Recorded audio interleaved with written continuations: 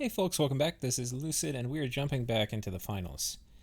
It's turn 23, and we had just a crazy episode last time.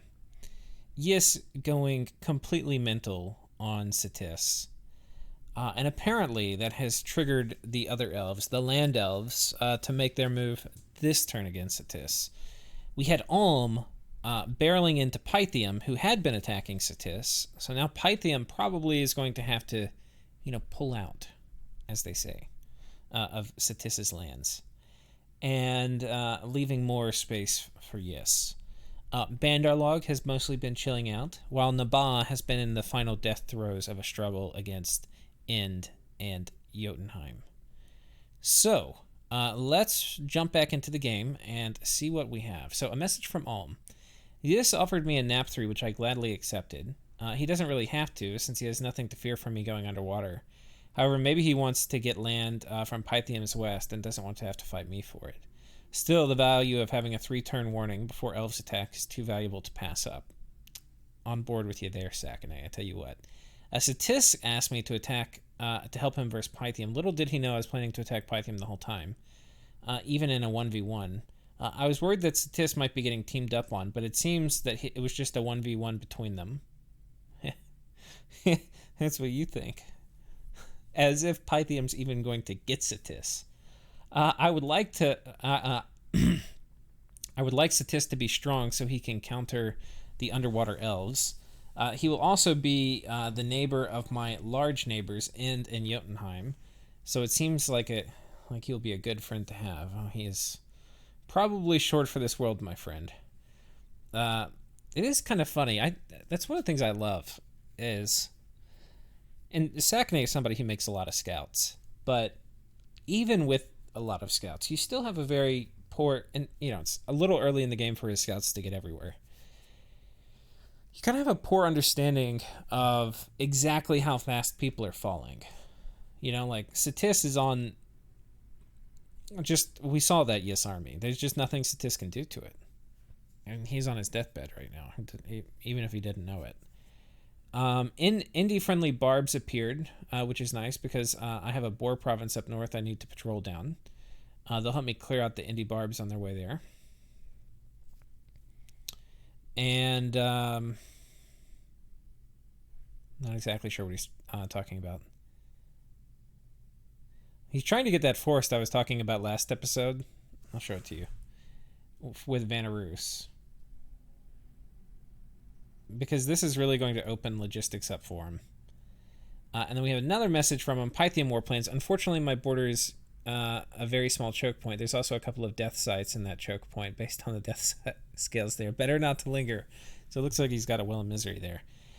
Right now, I could push west into his cap circle with my leading cav army. However, I have scouts everywhere and see that he has units in the cap and the fort north of it. With a few mages for low level S spells and a PD dump, he could clear out those heavy cap pretty easily. Instead, I'll go north.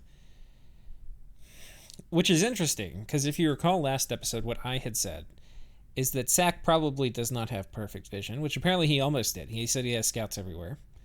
But if he did have perfect vision, probably better to go ahead and force your way into this province, because otherwise Pythium can reinforce and then do a PD dump. Like, Pythium's not really going to want a PD dump this turn. But anyway, he looked at all that data and came to the opposite conclusion, which is actually go north. Instead, I'll go north with the heavy cav and the main army remain.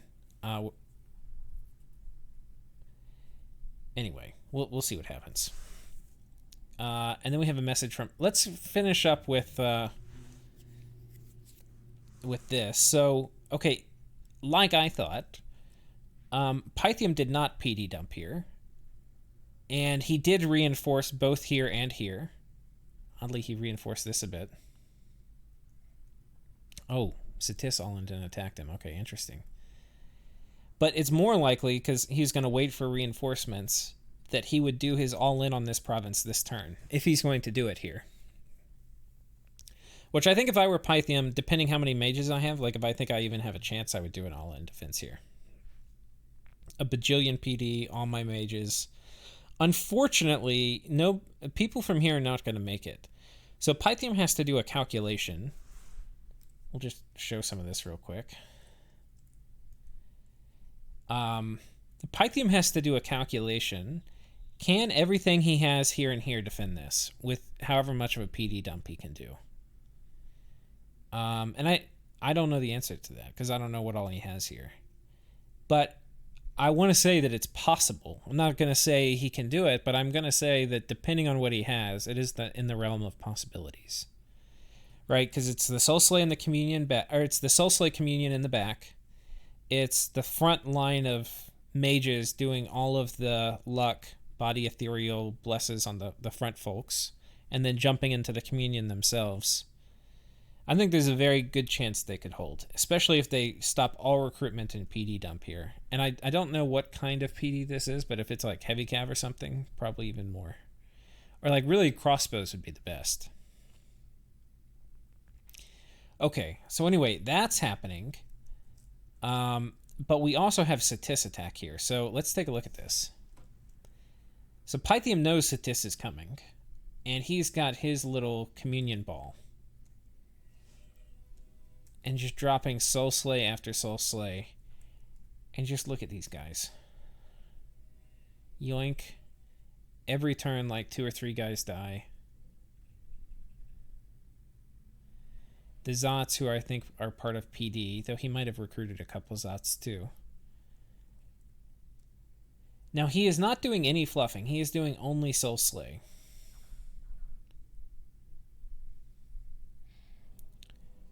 Which it's a choice. Curse of the Desert. Who's casting that? Is that a Pythium spell? I don't even know what that spell is. We'll have to look it up. Assuming it's going to do fatigue damage.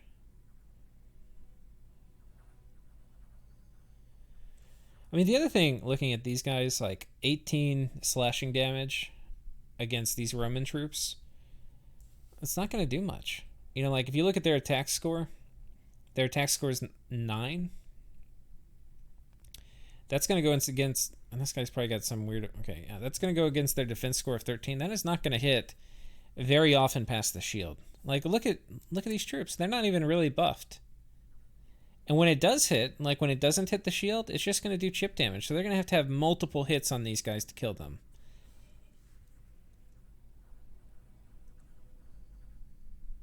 I mean, the Elite Warriors coming in getting mulched, though. But you can see the Elite Warriors are much more killy. Like, the little guys on the corners are getting ground up here, but now it's over.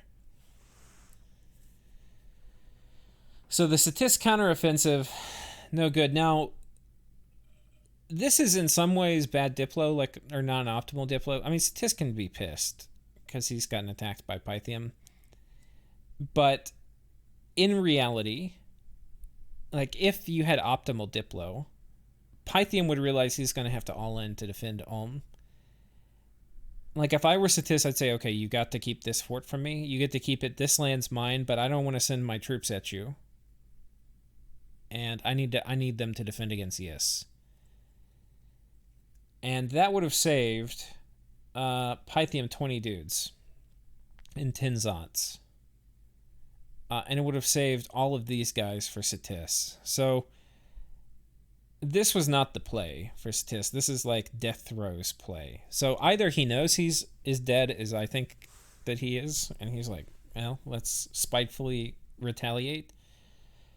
The play is negotiate to get, and you know, I say that. Satis is one player. He doesn't control Pythium. Pythium might not have given it to him. But either way, he should keep this army and control the land around his capital. But unfortunately, with okay, so he sent the Morvarks in here. Yeah, unfortunately, the writing is on the wall. Apparently, that Satis is dead, and the vultures are moving in. And this is how very, very nice and expensive Sobek warriors do against Morvark knights. The answer is they die just like anything else.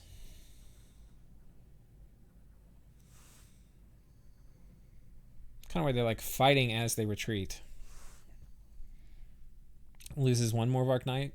Seems about right. Um,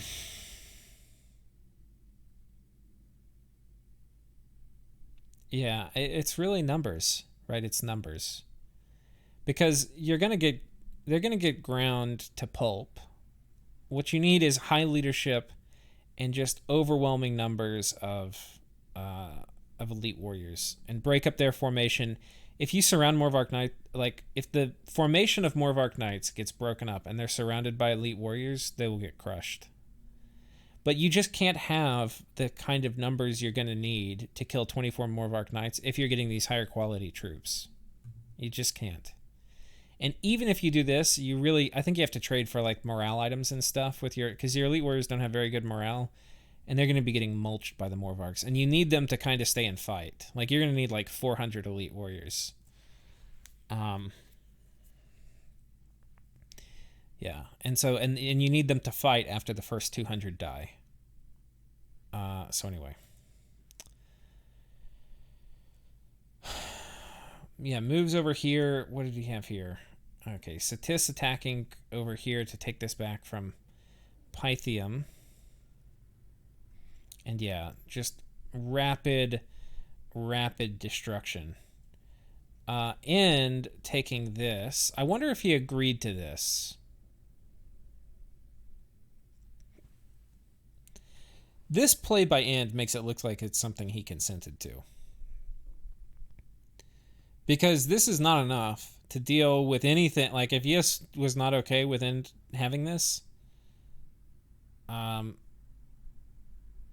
yeah, then this army wouldn't have anything to say about it. Yes would just take it. So it'll be interesting to see. I think this was an agreement now between End and Yes. Which, I don't know. Maybe if you're End, you don't feel like you can negotiate. But I certainly wouldn't want Yes coming over here and getting in this. But I don't know if he has much of a say about it. I don't know if he can defend it. And God, I mean, can you imagine having the Sea Elves over here gonna mess with you? And look at all these Marrows. These Marrow militia just coming out, getting ready to storm forts. And we can't even see where all of the Morvarks are. There could be another Morvark squad that's going to jump on this, and then he's got these siegers who are going to bust the fort walls down, and then the Morvarks go inside. Oh my God. Just terrifying. I don't even know, looking at this. Like, you want End to maybe step up and be like, no, you can't come on land over here. But End is like more committed down here. They're dealing with, which let's take a look at. Right, they're dealing with putting out the last remnants of Naba. Okay, so we had a Scrotty Thug go on top of the cap. We'll look at that. I want to see this too. I'm going to show you all Gog Reavers. We haven't actually pulled up the Gog Reavers. This is why Gog Reavers are badass. They're Berserk 4, and they have pretty good HP. So they're going to get hit, and then they're going to get +4 attack with 3 attacks. I mean, they just mulch stuff, especially once you get a protection buff on them, especially if you get luck on them. They don't pack terribly densely, and they're indisciplined, so they're hard to buff. But a little trick to this is if you have 2 groups of undisciplined guys and you put them in the same tile, they'll end up packing more densely. You still are going to struggle to buff them, but especially I think one of the early timings for these guys is going to be getting Battle Fortune, and then maybe Wooden Warriors if they can figure out a way to cast that. And yeah, these guys are going to be crazy after that. These are the kind of guys that will be able to kill Morvarks, though. Like, if I were Yes, I would not want to, because especially the Berserk, they're not going to care about the repel. 3 very high attack, high damage attacks. I think they trade very well gold for gold with Morvarks. So it could be. I think if Yes is probably the play. I'm not Yes. End is probably the player to bully the Morvarks back into the sea. But for End to do that, he's got to convince all his neighbors to be at peace with him. Like, he's like, hey, we need to kick the Elves back into the sea, have a nap with Ulm, have a nap with Vanheim, have a nap with Jotunheim. And he can probably start have a nap with Bandar, and he can probably start making plays on that almost right away, because it looks like we have had a Scrotty go on top of Naba. And I think we've seen this. Oh no, this is a different kid, I think. Vine Shield, he's got a regen bless, so he's 20% regen, and a horror helmet, and a bracer of protection. You know, your basic Scrotty kit. And then liquid bodies, that means he's at alt 4. Normally if you do this, you don't really... I guess Quicken Self is good if there's a thug. But yeah, no, it's going to be okay. You do worry about fatigue. And I think you also worry a tiny bit about morale. Because he doesn't have a Flesh Eater. But I guess with the Frostbrand and Quicken Self, you're not really planning on things like fearing and running away. You're actually going to kill stuff. So, kind of good. There's just different ways to thug. This is totally, totally legit.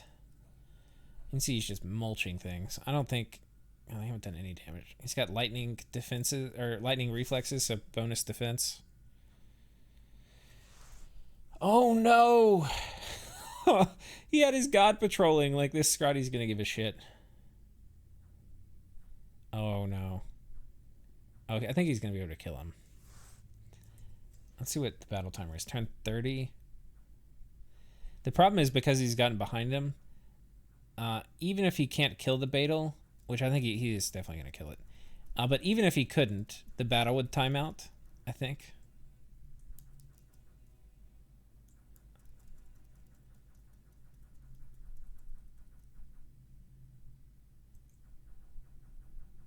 Yeah, Scrotty Thug don't give a fuck. Well, there you go. And that's basically all she read for End. Now he can move his big army behind. I think this actually is maybe the most critical point. This like something you don't want. Like, if you're End, the thing you don't want to do is to be locked in a war with the Sea Elves. But it's kind of, because they're going to have all these lakes, they're going to be raiding you everywhere, and I don't know what his tech level is, or when his, maybe there's some little power bump he's going to get when he gets something researched. But Pythium is not going to be able to fight yes.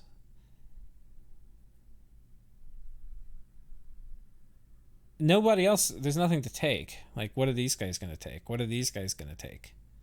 What are these guys going to take? They could take this one province from him? That would probably not be a bad idea. I mean, that would be... You could maybe talk them into it. That's not going to, change the game. I mean, Bandar Log potentially, because now Yis is coming over this way. Yis is, clearly in position 1 right now. But, Ind is in position 2.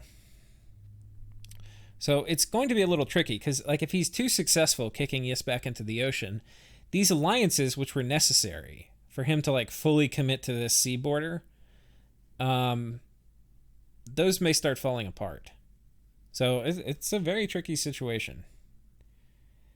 But I get the feeling that, if you're Yis, you probably can sweet talk this guy, because he really doesn't want to fight you while you eat Satis.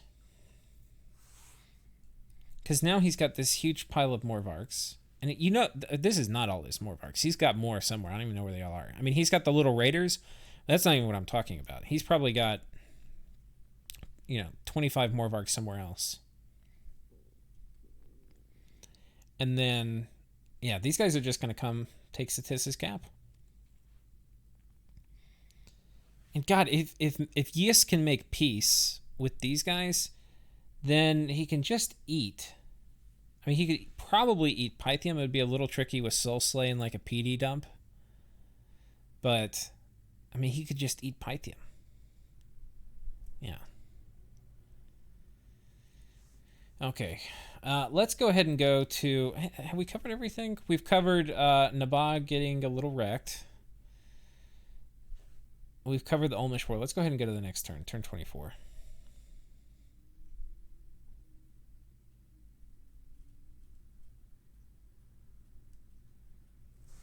Fear is a very important part of Dominions.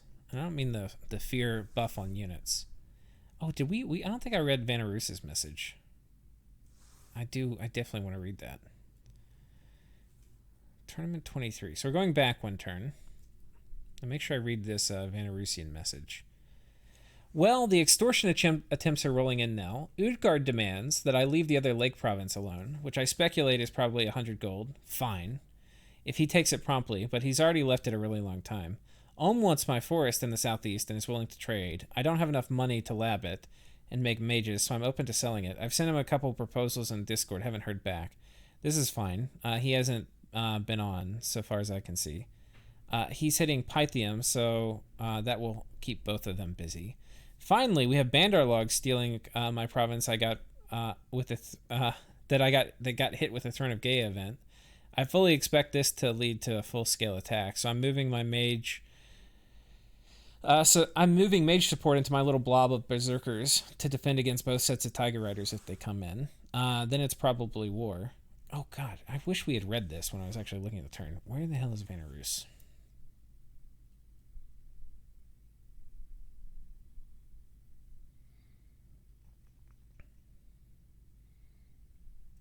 I'm assuming he meant he was sending them here.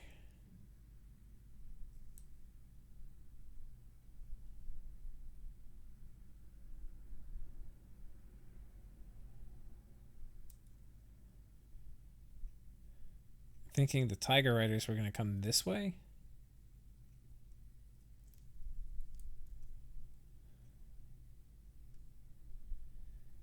I'm not sure. I'll need to prepare a monolith killing strat, which will require a couple turns of forging. More pressing is the issue. I don't really have a satisfactory siege power. I can kill a monolith, and I can kill 20 protection Tiger Riders, but I can't currently knock down a fort wall. Yeah, that is a thing. Well,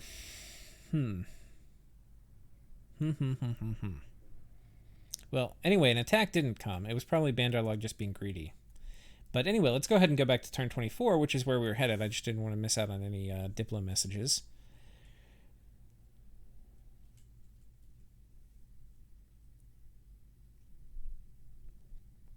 Okay, message from Ulm. I've negotiated the transfer of the Forest Province of my northern throne from Vanarus.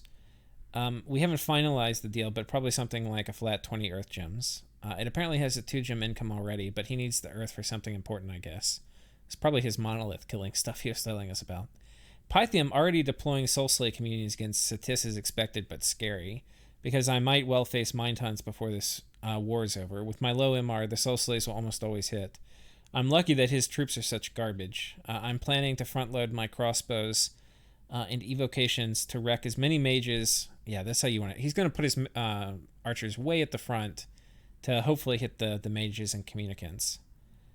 I don't think he has an efficient way to cause attrition without also losing mages, so his best bet is to fight for all a big fight for all the marbles. I'm hoping my evocations and flaming arrows can cause havoc. Now that Yes almost has Satis, bad news. Pythium is free to return home with his armies, just in time to defend against me. We'll see how he moves. My current thinking is to get on top of his cap to stop the big S-guy recruitment. Okay, so let's see. We'll have to remember. I want to talk about. I want to look at the Ulm stuff right after we read the Ulm message. We'll come back to Bandarlog and Yes. So we have a battle here. And this is a place I was saying Pythium could all in defend. PD dump. And I don't know how much stuff he could have brought, but it doesn't seem like it's out of the realm of the possibility that he could have defended this. But instead, Pythium moved like a pretty big squad of dudes up here.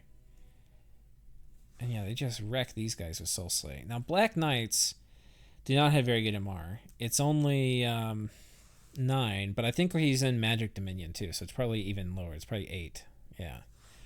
So yeah, they have 23 protection, but they have 8 MR. Oh my god. That means 50% of the Soul Slays are going to kill. Or is it verse 12? I can't remember. It may even be worse than that, guys. Yeah, it's MR negates. So that's check against 12. Holy shit. So like 75% of the Soul Slays are going to kill? That's so powerful. Wait, what? Oh, I get Soul Slay. Okay. It's like, what is this? That's a Omniscience faction Soul Slay. Oh boy. Okay, so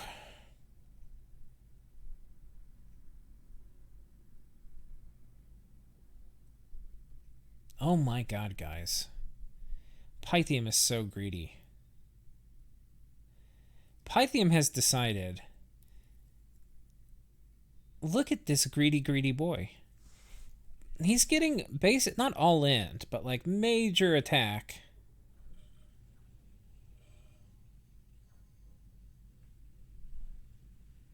Does this really hold? I guess a lot of these guys have luck.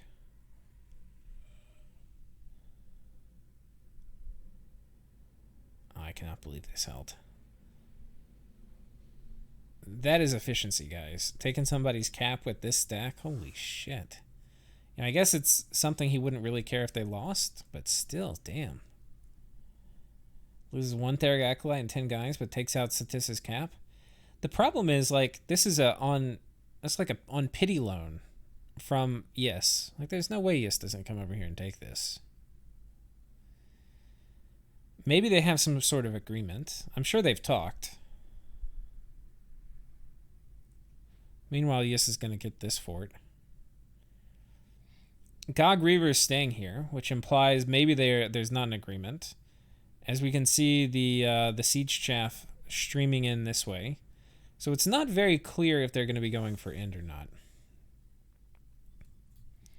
But yeah, look at Pythium, guys. I mean, he's like, we're gonna take this Satis stuff, and I'm gonna hold against Ulm. He is not even worried about this, which blows my mind, because Ulm around turn 24 is very scary with legions of steel, flaming arrows, with knights and crossbows. That's scary. And he hasn't panicked at all. Like, there's a few Rotarius, but he hasn't really turned on Rotarius production. Like, if this were me, I would be panicked as hell. I would be making Rotarius as fast as I could. I wouldn't even be making these good soldiers. I mean, I would have until I saw Ulm coming. I'd be like, all right, let's see how you like 300 Rotarius. But damn, he's not scared. Man, some of these players, they have big balls. All right. So let's talk about it. What does Ulm do? I think if you're Ulm, you just go forward. Now the thing is, if you go forward, there's a decent move from Pythium to come cut you off in the back. So I think what you do is you PD dump. You move these guys in to defend your flank, and then you go on top of a fort. And if you have a sufficient PD dump here, that'll provide enough chaff to soak up all the soul slays which are going to be coming through, and you have a decent chance to hold.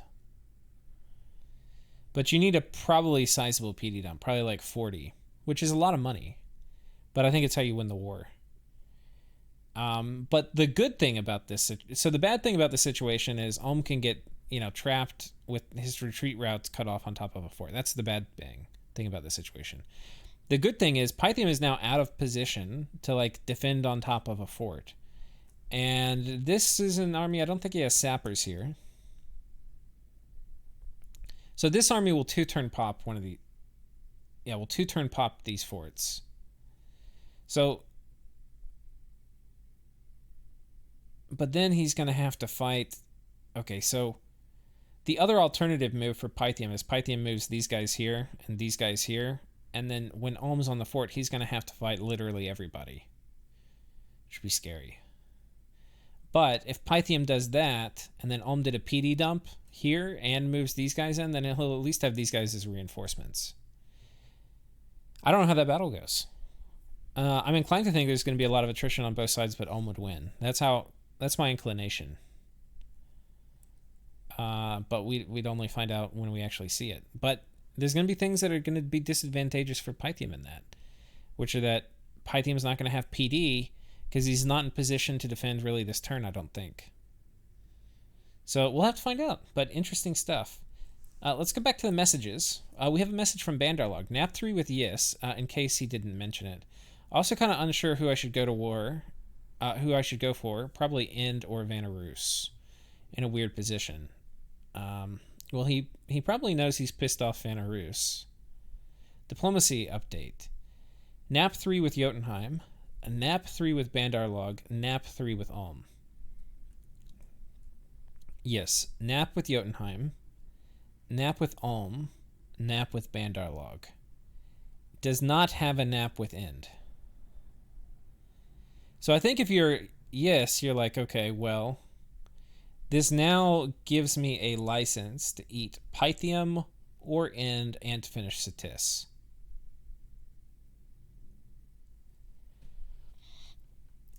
Wow.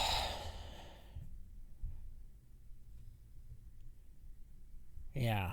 Not a nap with End, though. Let's make sure we're reading that right.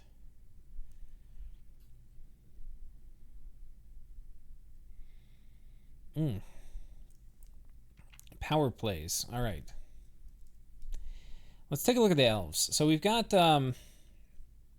Vanheim coming over here, taking this throne. This is a throne that Vanheim would love to have. They're not really an astral nation, so or an earth nation. So this just opens up tons of possibilities for them. It's so good. And then a great gold mine on top. Holy shit, what a nice province for them. So they're yoinking that. They've got they've taken this. And so yeah, they've carved out a nice little bit of territory for themselves. Oh man, but they lost a with these Einhairs? Yeah, okay. That's fine.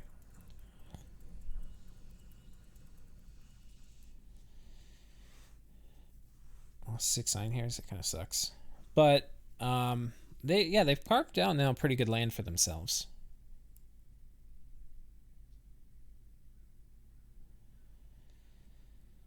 Okay, well, that's that. Let's see what else we have to look at. If there's been, I think we covered. Okay, interesting. So End has moved on top of this fort. Jotunheim had a Scrotty on here last turn, but moved the Scrotty off. Instead, decided to fight the Indies. I thought he was going to take these guys and move them on top. I think instead he wanted to see how Naba was going to counterattack. Now he's probably going to move back in because now Naba can't even consolidate forces, really. We had Bandarlog coming in and attacking a throne.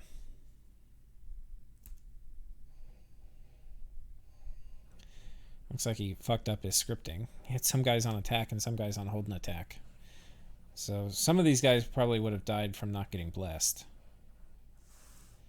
Got some Earth Meld casting going on. With a casual Earth 5 Yaksha. So lost 2 Tiger Riders. Not really great. Not really horrible. And is there any... He got attacked by Indies here. Some Woodland Spirits.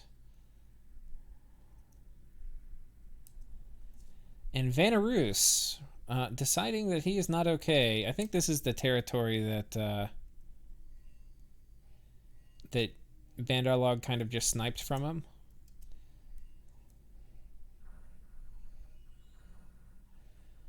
Oh, some Sleep Cloud coming down. Who's casting Sleep Cloud? Oh, this guy is. Wait. This lady is. Nature 2, okay.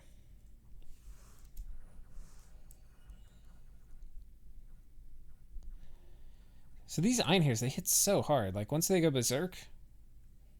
So even though these Tiger Riders, they have pretty high protection, you know, these guys have pretty... Like, if you look at it, they're basically doing kind of chip damage. But these guys are going to hit almost every time, and they do more damage. Like, they have similar protection scores.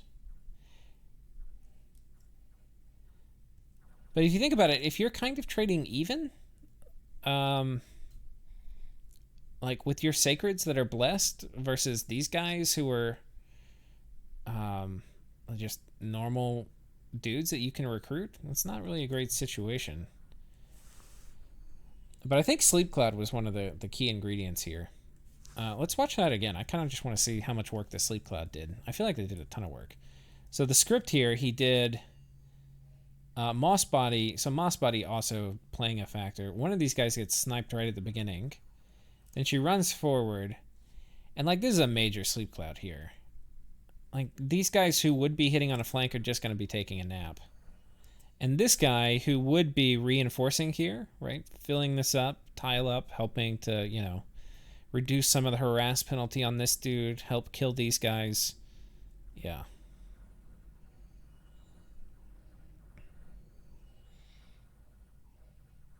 Yeah, Moss Body, major impact.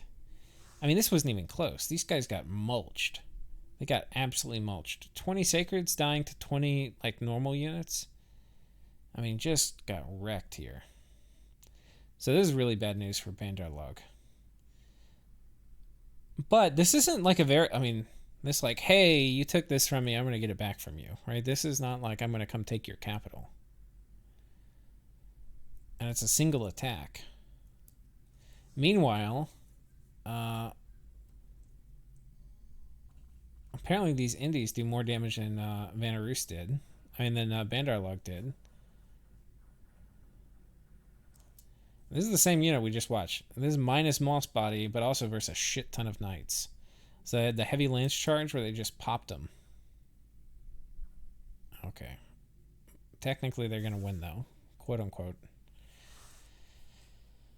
Oh, man. And this is definitely going to take the wind out of the sails. So I think... God, this is just looking like it's going to be a grindy little war. Bandar Log not really in position to fight. Their main forces over here that just took the throne. So they kind of like would just, they had a stick and they just poked Vanarus by taking this province, which was formerly theirs. And then Vanarus is like, poked him back and taken this back, and they've exchanged a bit. It's like a 15 income province. But none of them were like a committed, decisive, devious, all-in war like that. So it'll be interesting to see what happens here. But let's look at, like, compare the decisiveness, right? This is like, I'm going to take it, versus Gist that's like, I'm going to eat you alive. Or Pythium that's like, balls of steel, we're going to take this and defend against Ulm. Or like Ulm. Like, Ulm is like super decisive. Coming in like, we're going to go for his cap before he gets mind hunt. So we'll see. Right now, these guys are poking each other. We'll see if this escalates into a full war.